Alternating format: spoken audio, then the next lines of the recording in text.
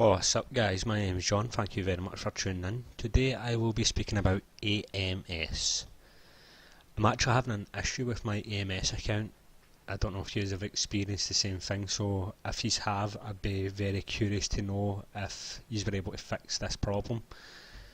But basically, about a month ago I was notified that I can now use Amazon advertising, formerly known as Amazon Marketing Service.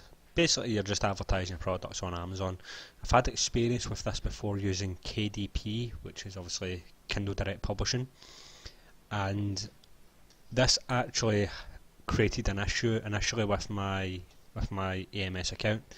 Because I already had an AMS account, I wasn't able to use the same account for my merch by Amazon.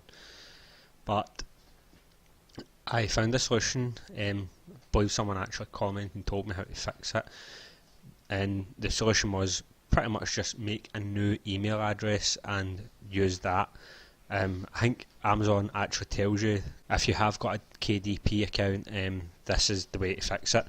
So it's actually on the Merch by Amazon dashboard. I just didn't realise it at the time. But my problem is that I did create it and I done a verification, etc., and I've just yet to be approved. So this has probably been over a month now that I've still not been approved for this service. So anyone that uses AMS, how long did it take for you to get approved? And what I'm really curious to know is if it's really helping. Now, of course, advertising is going to draw traffic to your designs and you're going to make sales for your designs, but from what I've seen and from what I've read and from what I've watched, there's a lot of people that use AMS and they're specifically saying that it's really not helped at all, affecting, they're losing money. So I'm just curious to know if yous are actually having any real success with AMS, if it's worth it or not. I don't know if it's really worth me going out my way to contact Amazon and try and get my AMS account resolved, or if it's best just to leave it.